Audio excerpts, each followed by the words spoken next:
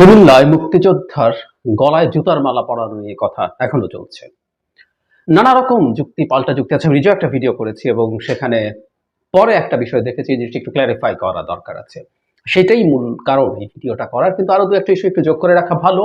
এর মধ্যে আমরা দেখেছি প্রধান উপদেষ্টার প্রেস উইং থেকে প্রধান উপদেষ্টার নামে স্টেটমেন্ট দেওয়া হয়েছে, এটা নিন্দা জানানো হয়েছে এবং এভাবে মব যাতে কোনো কিছু না করে আইন নিজের হাতে তুলে না নেয়, এসব কথা তারা বলছেন। কিন্তু আমি বরং সরকারকে এটা বলতে চাই, প্রথম থেকে যখন এই ধরনের ঘটনা ঘটেছে, নানা সময় ঘটেছে, স্কুলে গিয়ে একজন হেডমাস্টারকে বের করে দিচ্ছে, এরকম নানান ঘটনা আমাদের সব চোখের সামনে এসছে।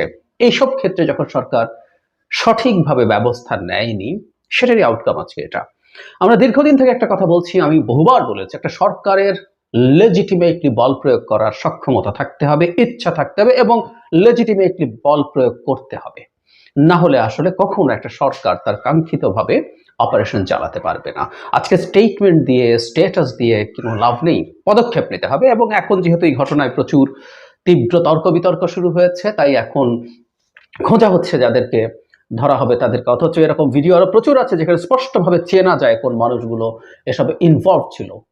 আমার মনে পড়ে, if I am not wrong, খুলনায় পুলিশ স্টেশন থেকে একজন তরুণকে ধরে নিয়ে যাওয়ার চেষ্টা করে সেখানে পেটানো হয়েছিল, একজন হিন্দু তরুণকে, যিনি কোরআন অবমাননা করেছেন এই অভিযোগ করা হয়েছিল, ভিডিও ছিল। সরকার কি কোনো পদক্ষেপ নিয়েছিল? নেয়নি। সো এসব করে আসলে হবে না, এটা একদম সোজাসাপটা কথা। আগেও বলেছি, প্রায় প্রতিদিনই বিভিন্ন টক শোতেও বলছি, একটা সরকারে বল প্রয়োগের ক্ষমতা থাকে এবং সরকারকে লেজিটিমেটলি বল প্রয়োগ করতে হবে।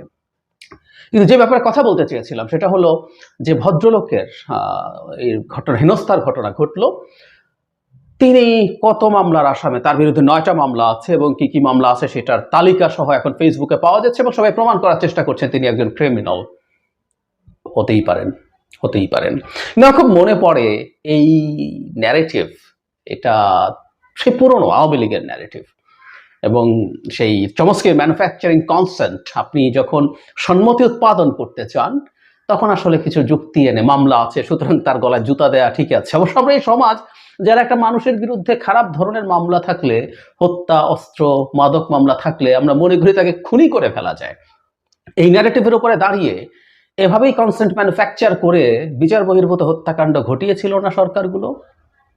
শত শত মানুষকে ঠান্ডা মাথায় খুন করা হয়নি এবং আমরা একটা পর্যায়ে ভীষণ সেলিব্রেট করেছি, মিষ্টি বিতরণ করেছি, প্রশংসা করেছি। যারা ওর বিরুদ্ধে কথা বলেছিল তাদের উপরে হামলে পড়েছি। আমি নিজে সেটা স্বীকার, আগে আপনাদের সাথে একদিন শেয়ার করেছিলাম, অনেক আগে যখন ব্লগে লিখতাম তখন এই ঘটনা ঘটেছে। ফলে এই যে চর্চা, এই চর্চার মধ্যে অসুস্থতা আছে। এটা যেমন রাষ্ট্রে আছে, একইভাবে আমাদের সমাজে চর্চা আছে। আমরা যদি একটা ডাকাত ধরে ফেলতে পারি, তাকে পিটিয়ে মেরে ফেলতে পারি। আমরা যদি একটা চোর ধরে ফেলতে পারি, নিদেন পক্ষে ইভেন সামান্য একজন পকেট মারকেও যদি ধরে ফেলতে পারি, পিটিয়ে মেরে ফেলা যায় বলে আমরা বিশ্বাস করি। আমরা অনেকে এই কাজটা করি। সো সেই একই রকম সম্মতি উৎপাদনের চেষ্টা, যে এই ভদ্রলোকের বিরুদ্ধে 9টা মামলা আছে, তেমন কিছুই তো হয়নি, জাস্ট জুতার মালা পরানো হয়েছে, সুতরাং ইটস ফাইন। না, এটা হতে পারে না, কোনোভাবেই হতে পারে না। সেই আদি আদি ফালতু যুক্তি, মানে বাজে কথা এগুলো। আওয়ামী লীগ, আমি আমার আগের ভিডিওতে বলছি, মোটামুটি নিশ্চিত, মোটামুটি শতভাগ নিশ্চিত এই ভদ্রলোক একজন ক্রিমিনাল। যদিও উনি, আমি একটা রিপোর্টে দেখলাম, তিনি দাবি করছেন তার সন্তান যেহেতু উপজেলা নির্বাচন করেছে, তাই আগের রেলমন্ত্রী তার এলাকার বিক্ষুব্ধ হয়ে তাকে এলাকায় যেতে দেয়নি। যাই হোক, এসব তর্কে ঢুকছি না, এই ভদ্রলোক আমাদের তর্কের বিষয় না। উনি মারাত্মক ক্রিমিনাল। উনি এলাকার যদি বিরাট রকম আধিপত্য করে মানুষকে অত্যাচার নিপীড়ন করেন, তারপরও তাকে মেরে ফেলা যায় না। আমি একটা ঘটনার কথা বলি। সাতক্ষীরায় তো সম্ভবত, বা ঝালকাঠি, আই ফরগট, যে ঘটনাটা আমাদের মনে আছে নিশ্চয়ই। রিফাত বলে একটা ছেলেকে কুপিয়ে হত্যা করেছিল নয়ন বন্ড নামে একটা ছেলের নেতৃত্বে কয়েকজন। রিফাতের স্ত্রী মিন্নি ছিল। নানান রকম ন্যারেটিভ আমাদের সামনে এসছে, কে কিভাবে জড়িত।